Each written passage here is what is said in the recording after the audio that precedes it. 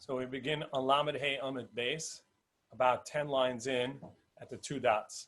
So we were talking about the preparation for Shabbos and the time of Ben Hashmashas and the announcements that are done at home to make sure that everything is ready for Shabbos.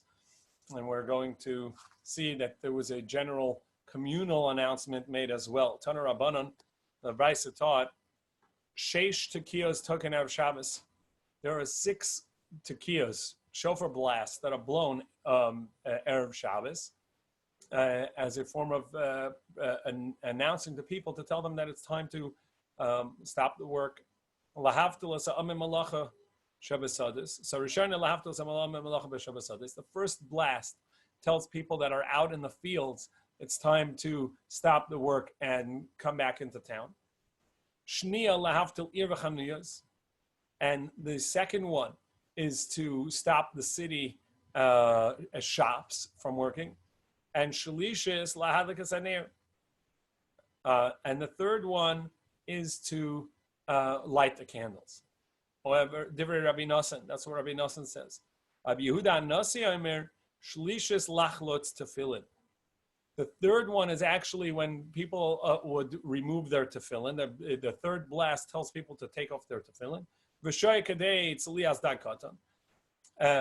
And then you wait a short amount of time, as long as it would take to roast a small fish, or as long as it would take to put in a bread into the oven. As we learned earlier, their breads were basically a flat bread that they would throw onto the wall of a stone oven or a clay oven, and it would stick there, and that's the way it would bake. So enough time to do that. Or Maria, and then v'tekea v'shavis, and then he would do another teruah, another broken blast, and a tekiah full blast v'shavis, and he would stop. It's interesting, just since it's Chol Hamoed, I'm going to mention this, that according to Rabbi Yehuda, the third blast was to remove, to remind people to remove their tefillin. This is one of the many proofs in the Gemara that on Chol Hamoed you wear tefillin, because the Gemara in Sukkah says that on a Chol Hamoed, a Friday of Chol Hamoed Sukkos, they would actually in the Beis HaMikdash have 48 blasts, and Rabbi Yehuda says that enumerating the 48 blasts includes the blasts that we do on Friday, and he says that the blasts that we do on Friday, the third one is to remove the tefillin. Now, if on Chol Hamoed you don't wear tefillin, so then there would be one blast less than the one he counts, and so from here the Aruch LaNer in his Tshuvas says that we see one of the many places in Shas that you see that on Chol Hamoed you wear tefillin. As you probably know, the Shulchan Aruch, based on the Zohar, says that you don't wear tefillin, but both in the Bavli and the Yerushalmi, in the Gemara, it's pretty clear in many places that you do wear tefillin on Chol Hamoed.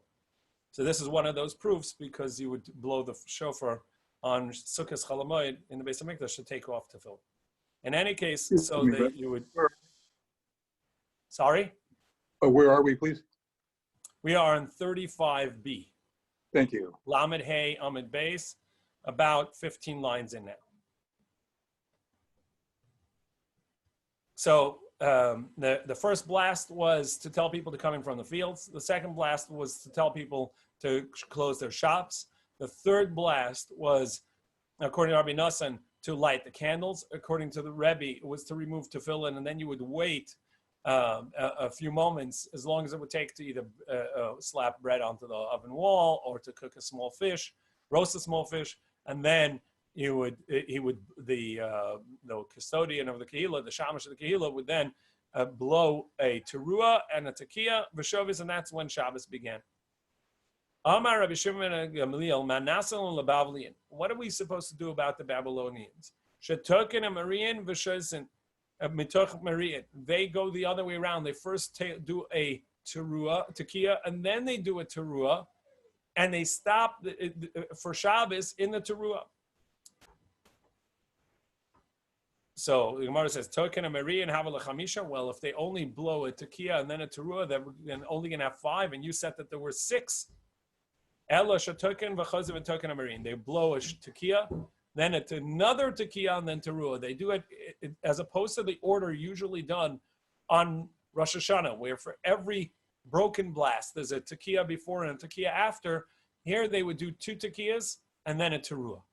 And and they would then have Shabbos when they made that broken blast. And the Mefarshim say that the reason is because if they would do a tekiah, you wouldn't know if it's the first tekiah or the last. But the teruah, if you ended with that, you knew, okay, it's time to stop because it's Shabbos. He says, however, this is the custom of their ancestors, and therefore what they do is what they continue to do, because that's the halacha. They follow what their custom is.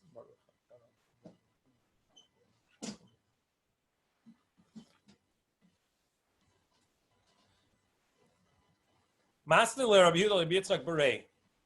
Rabbi Yehuda taught Rabbi Yitzchak his son Shnia that the second blast was lahalikas anir, in order to tell people that it's time to light the Shabbos candles. Come on, the liquor Rabbi Nosson, liquor Rabbi Yehuda, that's not like either of the first opinions, because the opinions we just saw earlier said that the second blast was for the shops to close, and only the third blast was a machlokas of whether it's to get to light the candles or to remove the tefillin. But the lighting the candle on the second blast we hadn't seen. Because they said that the third is to light the candles. So come on, Rabbi Nosson. Okay, so the third one is to light the candle. So that would be like Rabbi Nosson, not like Rabbi Yehuda. Tana Devei Rabbi Shmuel. Sheish tekiyas token erev Shabbos. In the Academy of Shmuel, they said that there are 6 blasts on a Friday. Hisra l'tkayat tekiyah rishona. As soon as it began, the first tekiyah, nimnu imdim asadim aladur. Whoever's out in the field, stop doing the work they were doing, whatever work they were doing, whether they were harvesting or plowing or pulling out weeds, whatever they were doing, they would stop. However, they would, even though everybody stopped, they wouldn't all come and leave their fields. What they would do is they would wait for the workers out in the farther fields to get closer to the city. This way, everybody would come in at approximately the same time, so it wouldn't look like anybody was working the fields longer. The ones closer would not enter the city until those that worked further away would have enough time to get in. This way, they all come in at once, so it doesn't look like anybody was working beyond the allowed time. Yet the stores, the shops were still open. And the trisim, which was basically their board that they blocked up their shop with, they locked the front with, they would take that off every day, these boards, which acted maybe as a door or something, and they would put it down as a platform for their wares. And then they would take the wares in and they would put it up against the wall and lock it and in place. So the shops were still open when the field workers came in, and the trisin, these boards were still fully in service. They blew the second blast. Nistalka trisim and now they have to offload the wares from these woods, and they would lock the shops. But the hot water, the hot food would still be on the stove. The water and the pots. Now that the third blast is being blown, you take off the food from the whatever is meant to be taken off, and whatever is going to be wrapped hatmana to keep it hot for Shabbos, you would do that then. And then it's time to light the candles.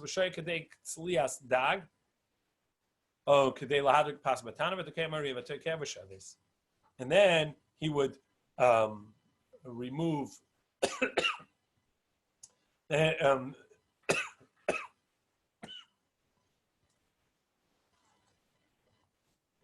Then he would blast the third blast, and you light the candles. Then he would wait enough time, as we said before, that there's enough time for either a fish to roast, or to bake the bread, or put the bread in the oven. And then he would blow a tekiah, teruah, and a tekiah, and then he would stop. And that was the beginning of Shabbos. Amar Rabbi Yossi Rochanina Shemati Shimbola Hadlik Acha Sheish Tekiyos Madlik. There was enough time to light candles even after the 6 blasts were completed. Because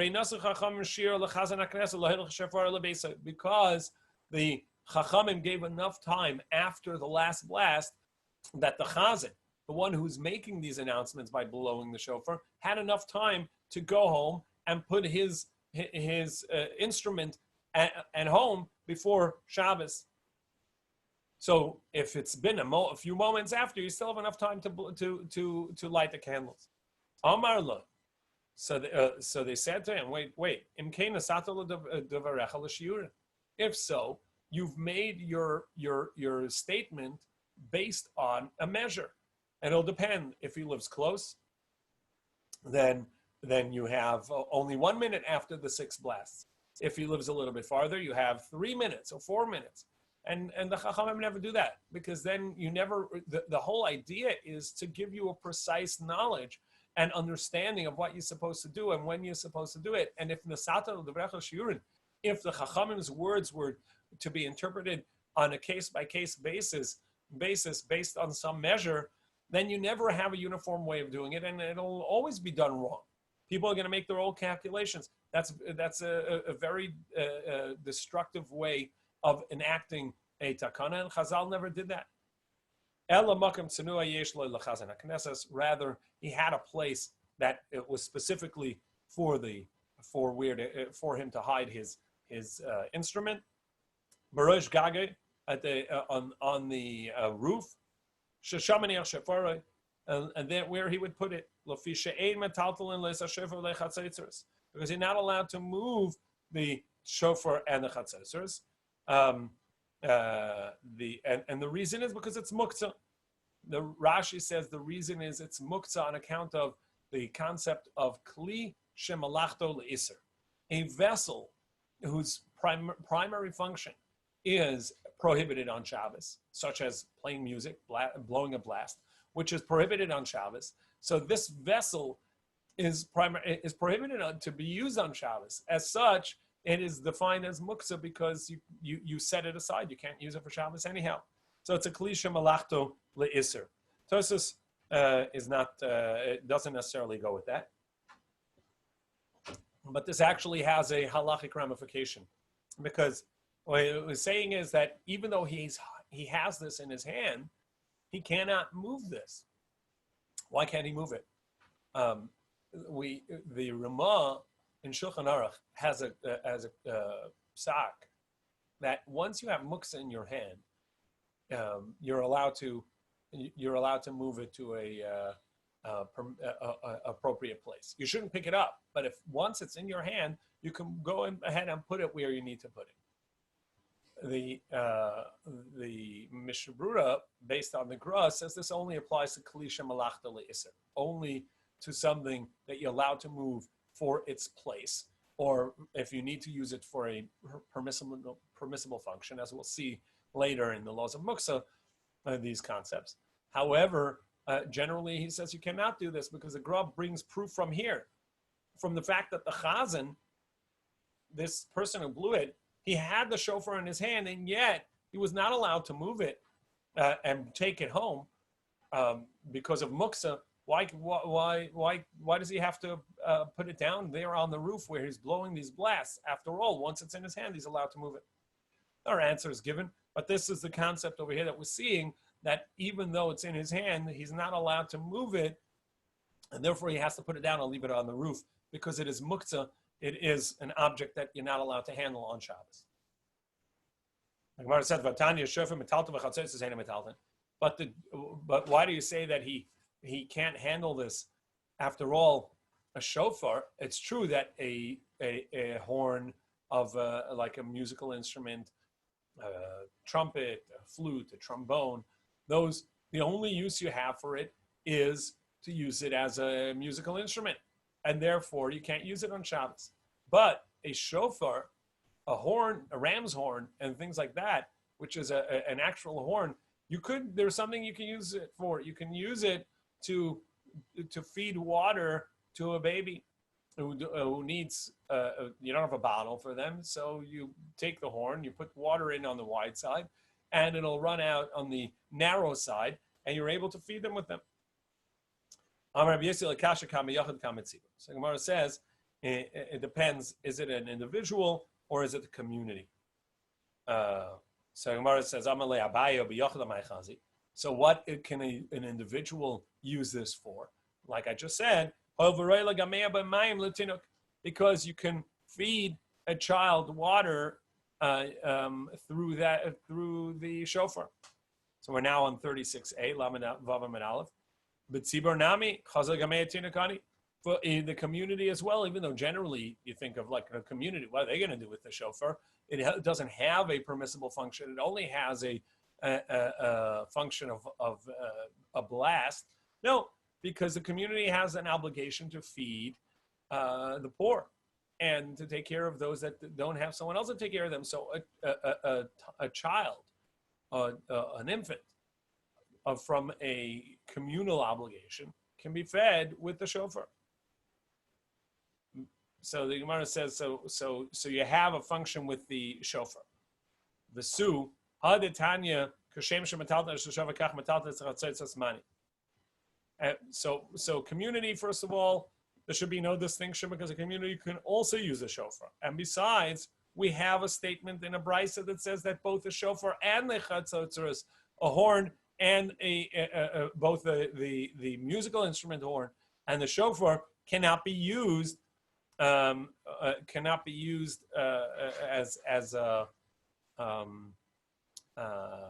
Shabbos. They're both muktzah. So Mani, whose opinion is that? There are three opinions in muktzah, and it'll depend on the three opinions. We saw already the opinion of Rabbi Shimon, who is lenient in muktzah and says that there's no muktzah of nolad. There's no muktzah of something that is created anew on Yantiv or on Shabbos. We saw the muktzah according to Rabbi Yehuda that does apply. We now have, even though that Rabbi Shimon, we said, was lenient in muktzah, and Rabbi Yehuda was stricter in muktzah, we have an even stricter opinion of Rabbi Nechemia. Rabbi Nechemia says you're only allowed to use an item on Shabbos for its primary function. In other words, we think of muktzah generally as something that you set aside not to use on Shabbos. Rabbi Nechemia says, no, you have to intend to use it on Shabbos and for its intent. And anything else, it's muktzah. It's a very strict category of muktzah. And according to Rabbi Nechemia, you cannot use a shofar as a baby bottle because that's not its primary function. And so you can't use it as that. It would be muktzah even if you had, even though sometimes that is a use it has.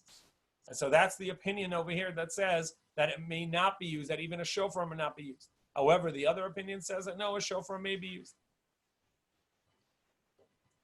So the one that says that both are allowed to be used, a shofar and the chatzotzros, that's the opinion of Rabbi Shimon, who says no, the fact that its primary use is prohibited on Shabbos does not make it muktzah. The one that says you're allowed to use a shofar but not a chatzotzros, that's Rabbi Yehuda, who says that look, you have a typical functional use for the shofar in feeding babies, but you don't have anything for the chatzotzros, for the bugle or trumpet or whatever. However, Rabbi Nechemia says you can't use anything that's not for its particular specific use, and therefore you can't use either of them. Umay shofar nami chatzotzros, and this that he says that you can't use a shofar, he also is referring to chatzotzros, the horn. Because Rav Chisda, like Rav Chisda said, the Amar Rav Chisda, Hanit las mili, ishtani shemayhu mechichara beis hamikdash. from the time the Beis Hamikdash was destroyed, there are three things, and we'll see maybe 4 or 5 things, whose name changed after the destruction of Beis Hamikdash. And as the Mefarshim explained, on account of the destruction of Beis Hamikdash, because these were things that were primarily used in the Beis Hamikdash, and it was too painful for people not to call it by its original name because we couldn't use it in the Beis Hamikdash. So here are the 3 things: Chatzotzrasa, Shofra, Shofra, Chatzotzrasa. The trumpets that we use in the Beis Hamikdash, the Chatzotzros, they changed its name and called it a shofar. They can no longer call it by its name because it was too painful, the memory of the loss of the Beis Hamikdash. And L'may nafkamina. So what difference does it make if you call it a shofar or a Chatzotzros? The shofar shel Rosh Hashanah. For Rosh Hashanah, if somebody tells you you need to use a shofar for Rosh Hashanah, it does not mean the newly termed shofar, which is a Chatzotzros, which is the trumpets, but rather it means the shofar, like what we call a shofar, a ram's horn. Arava tzafzafa and tzafzafa arava. Also, there was the 2 types of willows, one of which is permissible to be used in the lulav and was used in the Beis Hamikdash on Sukkot, and one is not. The difference is that the one that is not used in the one that is not kosher for use in lulav and Beis Hamikdash has sickle sword-like edges and other simanim, as the Gemara said in Sukkot. So they changed the name as well because the arava was used in the Beis Hamikdash as a part of the service for 7 days, and that stopped. And in pain, they changed its name to the tzafzafa. And so the difference is you have to know about which one is which in regards to the lulav because only one of them is kosher. And pesora petorta and petorta pesora, also the smaller one started to be called a pesora, even though the pesora means the bigger table. They started calling the smaller table that, and vice versa. Also, for sale, the difference is for sale. If you sell one and you say, I'm selling you a pesora, you have to know that nowadays their name has changed. We will also say there's another thing that changed. There are 4 stomachs in a cow, which we learned about in Chulin. And these 4 stomachs are what processes the food and it regurgitates it back up and then comes back down. And these have either 2 layers of skin, or there's sometimes a skin between the stomachs. And if there's a hole between one and the other, it'll sometimes be treifa, even with a hole through one of the skins, or and for some it'll need both. So the halacha is that they started calling the hovlila bekasi and the bekasi hovlila. So the hamses was called the hovlila, and the beis hakosos, which it's called the beis hakosos because it sort of has these octagon-shaped cups inside there that it forms these small balls of grass of the hay that the animal is eaten and turns them into digestible small balls. So these are the beis hakosos. So and they would call the hamses the hovlila and vice versa, and now they changed it around. The hamses is very close to it's the adjoining chamber in the stomachs of the cow, and if there was a hole in the membrane in the wall, so if you have a hole if you find a needle in the thickness of the wall of the beis hakosos, if it only goes through one way, it's kosher. If it goes through and through, it's going to be treifa. And so you have to know which one is the beis hakosos and which one is the hamses because of this halacha. This halacha in regards to the treifa. And since we swapped the names after the Beis Hamikdash was destroyed, so you have to know which one is which. Amar Vashi Afan Noimer, Bavel, Bursif Bavel. We also have to know that Bavel, which was the original Golis that we went to, and much of Klal Yisrael still remained there, and especially after the destruction of Beis Hamikdash, a lot of the academies, and time of the Gemara at least, moved to Bavel away from Eretz Yisrael. And as such, Bavel also, it changed its name from Bavel to Bursif and Bursif to Bavel. And L'may nafkamina, what difference does that make? What is the halachic ramifications of that? Nafkamina l'gitei nashim. The ramifications are in regards to a get. Rashi has two versions of what the ramifications are. Number one, we know that a get that comes from a foreign land, you have to have witnesses that say that in front of us it was written correctly with the intent of the two parties, and it was done as done in front of me. It was written in front of us, the witnesses. It was written and signed by the witnesses with the correct intent. Now, but in Bavel, where people know the halacha and those that write the gittin were well versed, the witnesses did not have to testify that because everybody knew. That's one version of why you needed to know why Bavel. Or the other thing is that we know that in Gittin, you have to write also the name of the city and place that the parties are from or at and where it's written, because it's relevant to the identity of the parties. And therefore you have to know what is the correct current name of the place that you're at. And if Bavel is called by a different name, you have to be able to identify it by its correct name. So in regards to Gittin, this change is relevant. With this, we complete the second parak of Shabbos, Bameh Madlikin. And as we said, we started this morning already Kira. This was a makeup daf for for Pesach and Shabbos. And Bez Hashem, tomorrow morning, we'll continue from where we're up to at 37 Lamed Zayin at the bottom of Amud Aleph, beginning of Amud Beis. Yasher Koach. Yeshua, thank you.